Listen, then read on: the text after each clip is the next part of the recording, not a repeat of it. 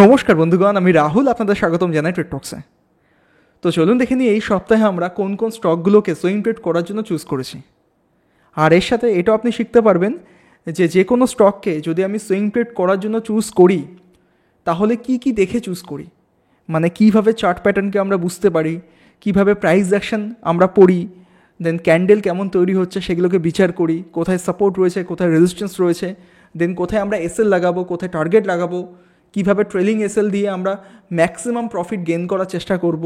এগুলো কিন্তু আজকের ভিডিওতে আমরা একদম ডিটেলস আলোচনা করব। যদি শেয়ার বাজারে আপনি নতুন হয়ে থাকেন তাহলে এইটুকুনি বলবো, ডাইরেক্ট অপশানে ট্রেড করার দরকার নেই। আগে ভালোভাবে সুইং ট্রেড থেকে মোটামুটি পয়সা কামান, দেন গিয়ে অপশানে কাজ করুন, কারণ অপশান কিন্তু খুব রিস্কি একটা জায়গা। আমরা সবার ভিডিও দেখি অপশানে অনেকে লাখ কামাচ্ছে, দিনে লাখ হাজার র্যান্ডাম কামাচ্ছে। তো এগুলো দেখে আমরা ইনফ্লুয়েসড হয়ে যাই, দেন আমরা অপশানেই কাজ করি। তো এটা ঠিক না। যদি আপনি আপনার কেরিয়ার শুরু করতে চান মানে শেয়ার বাজারে, তাহলে সুইং ট্রেড থেকে শুরু করা উচিত। তো এবার চলুন দেখে নিই যে কোন কোন স্টকগুলোকে আমরা চুজ করেছি, আর এসব স্টকগুলোকে চুজ করার পেছনে কারণ কী রয়েছে, যেখান থেকে আপনি কিছু না কিছু শিখতে পারবেন। আর এর সাথে যে স্টকগুলোর নাম আমরা আলোচনা করব আজকের ভিডিওতে, তো আমি কাউকে রেকমেন্ড করছি না যে চোখ কান বুঝে এসব স্টকে আমার কথা শুনে আপনি টাকা লাগিয়ে ফেলুন, একদমই না। যখন আপনি আপনার কষ্টের টাকা লাগাচ্ছেন অবশ্যই আপনাকেও কিন্তু রিসার্চ করা দরকার, ভালোভাবে শেখা দরকার। তো চেষ্টা করুন আজকের ভিডিও থেকে আপনি যতটা পারবেন নলেজ গেইন করে নিন। তো চলুন শুরু করা যাক। ওকে, তো ফার্স্ট যে স্টকটা আছে তার নাম হচ্ছে আইনক্স ইন্ডিয়া লিমিটেড। তো এই স্টকটাকে প্রথমে আমরা কেন বেছে নিয়েছিলাম? ফার্স্ট অফ অল দেখেছি কি, প্রাইস কিন্তু একটা হায়ার লো ফরমেশন তৈরি করে কিন্তু মার্কেট আস্তে আস্তে উপরের দিকে যাচ্ছে, মানে কন্টিনিউ মার্কেট কিন্তু এই স্টকে আর কি প্রাইস আপওয়ার্ডের দিকে রয়েছে, মানে আপ ট্রেন্ডের মধ্যে রয়েছে। খুব ভালো কথা। তারপর কি দেখলাম যে আইনক্সে এই লেভেলটা, যেটা কিনা প্রাইসের কাছে একটা ভালো মেজর রেজিস্ট্যান্স ছিল, সেই লেভেলটাকে কিন্তু ব্রেকআউট করে দিয়েছে। আগে একবার, দুবার, তিন চারবার কিন্তু টাচ করার পর ফাইনালি ভালো ক্যান্ডেলে কিন্তু ব্রেকআউটটা দেখিয়েছে।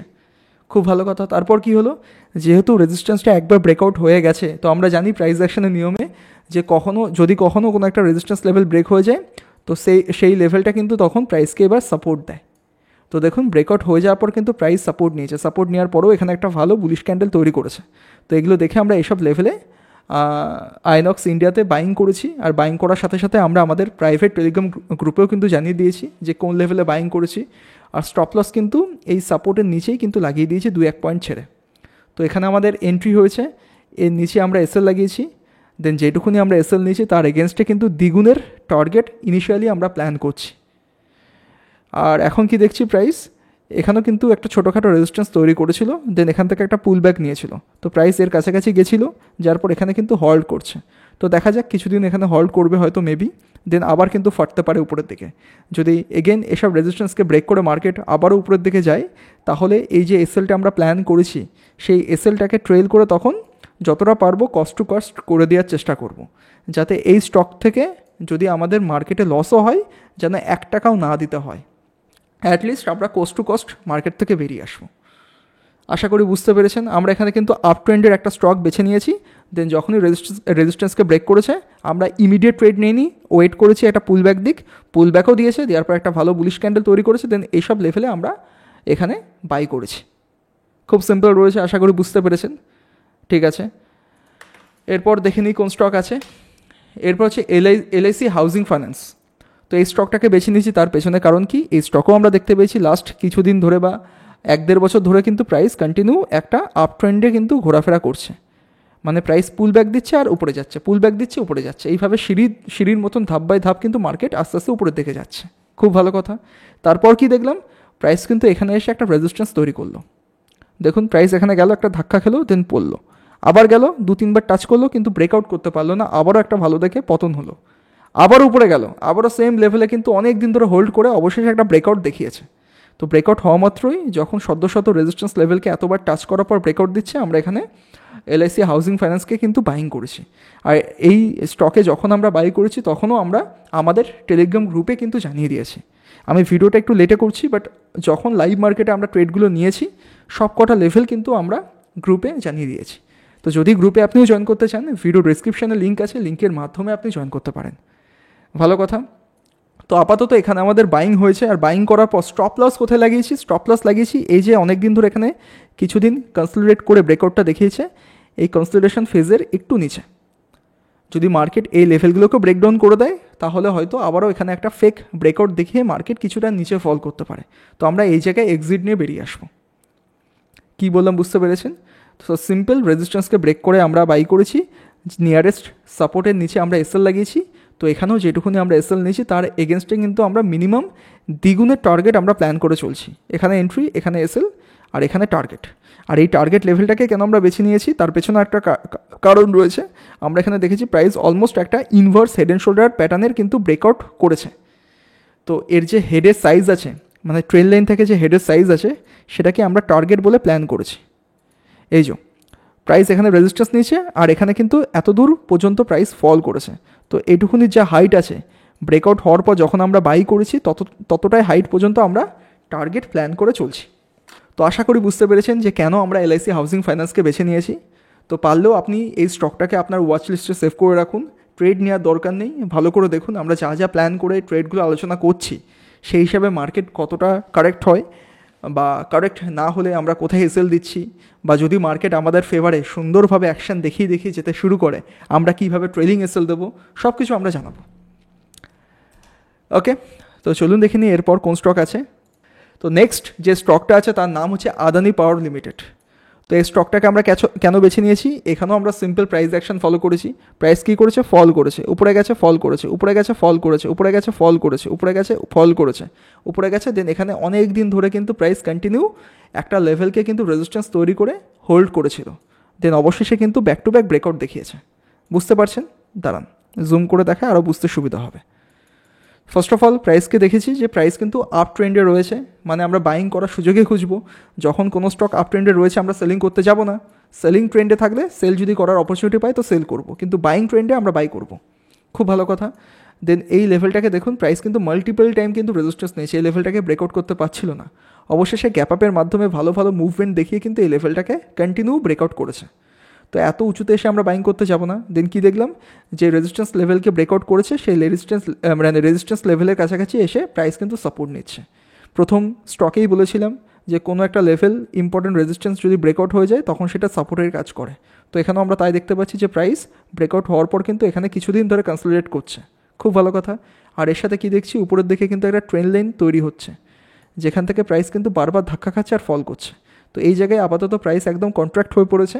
আমাদের নজর দিয়ে রাখতে হবে এই যে উপরে ট্রেন্ড লাইন আছে, এই লাইনের উপরে যদি ভালো একটা বুলিশ ক্যান্ডেল ক্লোজিং দেয় ডেলিতে, দেন দিনের শেষে গিয়ে আমরা এখানে আদানি পাওয়ারে কিন্তু বাইং করতে পারি। আর বাইং করার পর নিয়ারেস্ট যে সুইং থাকবে যেখান থেকে মার্কেট ঘুরছে তার নিচে 2-5 পয়েন্ট ছেড়ে কিন্তু এসএল লাগাবেন। তো যেটুকুনি এসএল নেবেন তার এগেনস্টও কিন্তু মিনিমাম আমরা 2 গুণের টার্গেট রাখবই। আর এছাড়াও এই হাই অ্যান্ড লো আপনি মার্ক করে নিন, দেখে নিন যে এখান থেকে এই অবধি কত পয়েন্টের দূরত্ব থাকছে। যখন আপনি বাইং করবেন এখানে বাইং করার পর ততটাই আপনি টার্গেট প্ল্যান করে চলতে পারেন। খুব সহজ রয়েছে এখানেও, আশা করি বুঝতে পেরেছেন। আর 2-1 দিনের মধ্যে কিন্তু আর্নিং পেশ হতে চলেছে, দেখা যাক কেমন কী করে। আর্নিংয়ের আগে কিন্তু মার্কেট এখানে আপাতত সাইডওয়েজ বিহেভ করছে, আর্নিংয়ের পর হয়তো একটা ধামাকাদার মুভ দেখাতে পারে। লেটস সি কী হয়।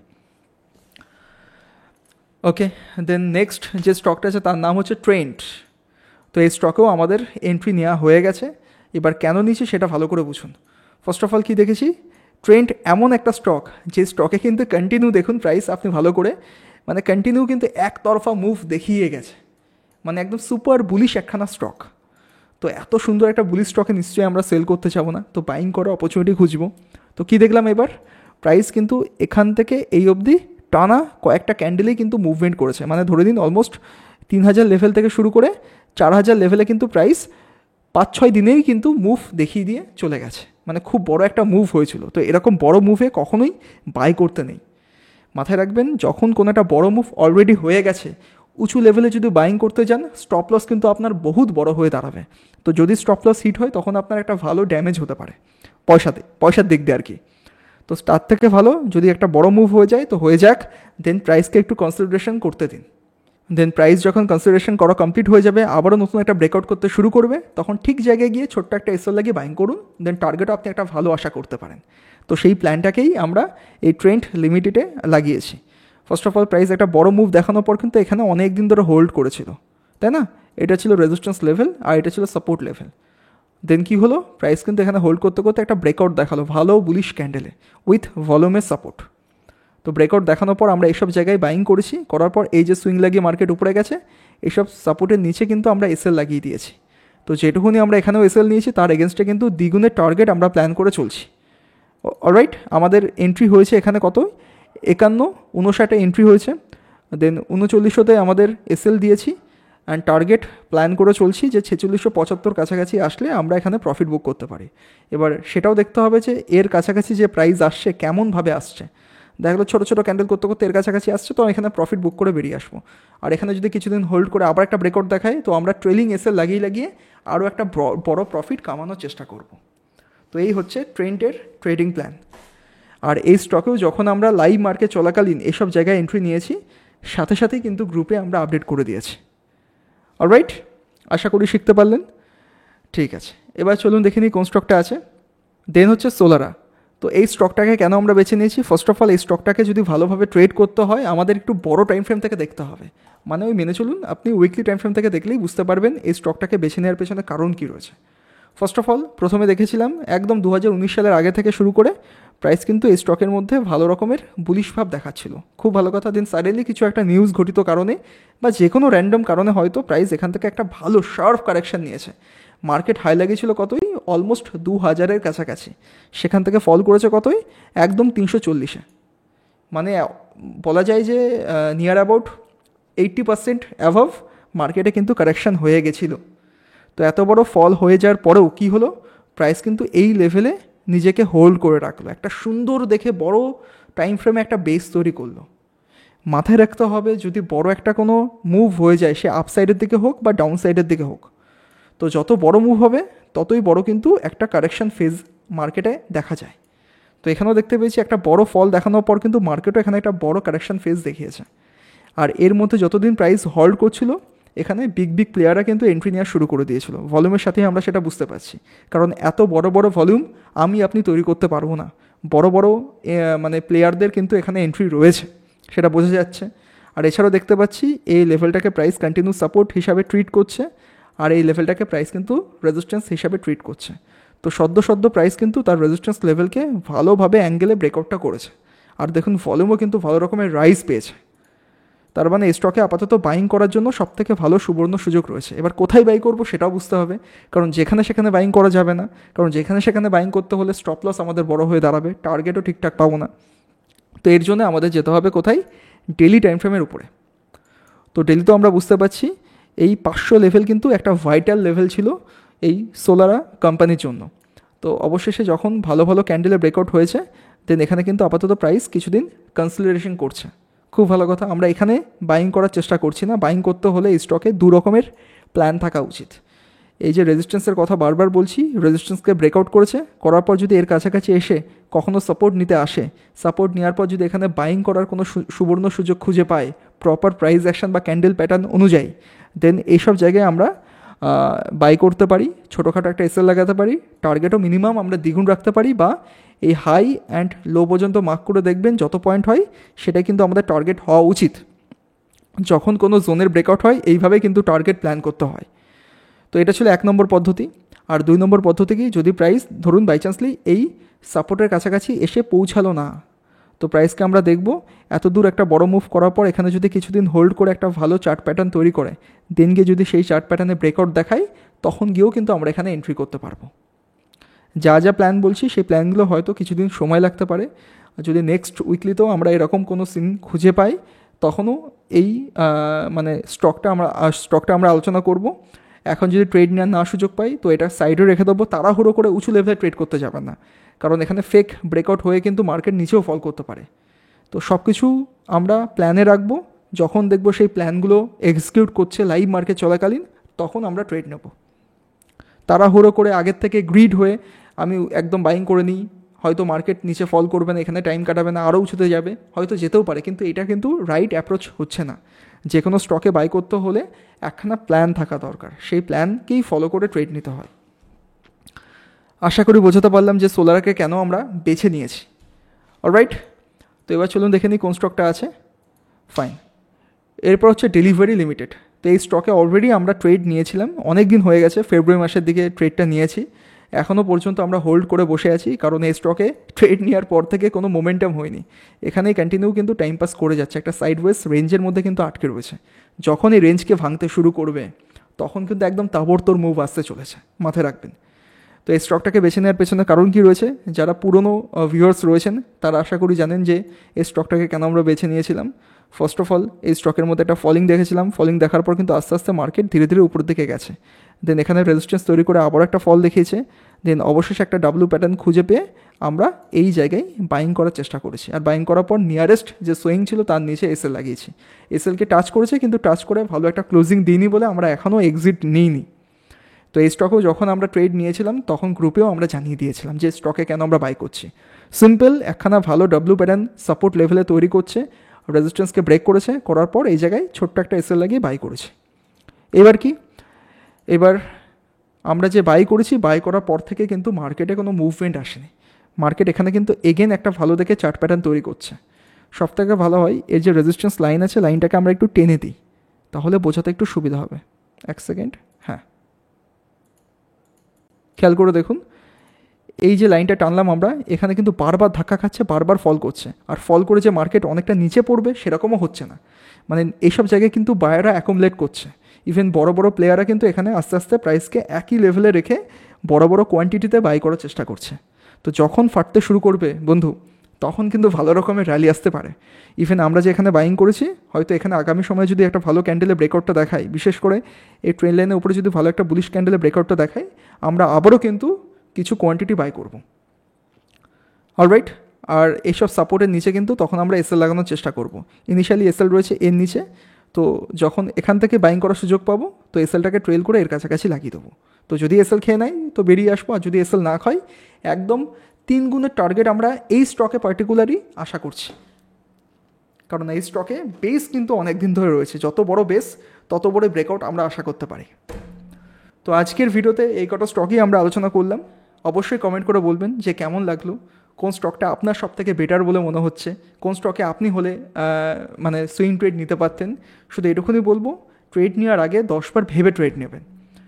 আমরা যা যা আলোচনা করছি সেগুলো কিন্তু টোটালি ভুলও হতে পারে, আমি আমার মাইন্ডে কিন্তু ভুল রেখেই চলছি, যদি ভুল হয় আমি আমার এসএল দেওয়ার জন্য রেডি আছি, শুধু মুখে বলছি না, আমি পকেটেও কিন্তু সেই সাইজ নিয়ে রেডি আছি। কিন্তু আপনার কাছে যদি ব্যালেন্স লিমিটেড হয়, আপনি যদি না বুঝে আমার কথা শুনেই বা আর 4-5 জনের কথা শুনেই যদি ট্রেড নিয়ে ফেলেন, তাহলে কখনোই আপনি প্রফিট কামাতে পারবেন না। প্রফিট করতে হলে নিজের মধ্যে কনফিডেন্স থাকা দরকার, আর যেই লাইনে আপনি ব্যবসা করে লং টার্মের জন্য পয়সা কামাতে চান, সেই লাইনকে কিন্তু ভালোভাবে শিখতে হবে। তো শেয়ার বাজারেও এই না যে লোকের কথা শুনে ট্রেড করা যায়, আপনি নিজে ভালো করে সময় দিয়ে শিখুন, আপনিও পারবেন। তো ভিডিওটা কেমন লাগলো অবশ্যই আমাকে বলবেন। আর ভিডিও ডেসক্রিপশানে আমাদের টেলিগ্রাম গ্রুপের লিঙ্ক আছে, যেখানে আমরা এই যে স্টকগুলো আলোচনা করলাম, যখন আমরা লাইভ মার্কেট চলাকালীন এন্ট্রি নেব, তো রিজন সমেত কোন লেভেলে কোথায় আমরা বাইং করছি সেগুলো সব কিছু আলোচনা করে দেবো। আর হ্যাঁ, যদি এখনও পর্যন্ত আপনার কাছে কোনো ভালো ডিম্যাট অ্যাকাউন্ট না থাকে, তাহলে ভিডিও ডেসক্রিপশানে দেখুন ইন্ডিয়ার টপ ব্রোকারদের লিঙ্ক দেওয়া আছে, যেখানে অ্যাকাউন্ট ওপেনিং চার্জ একদম ফ্রি রয়েছে। আর অ্যাকাউন্ট ওপেন করে যদি 1-2 ট্রেড করেন, তাহলে আপনি আমাদের টেলিগ্রাম গ্রুপে কিন্তু ফ্রিতেই 1 মাসের জন্য জয়েন হতে পারবেন।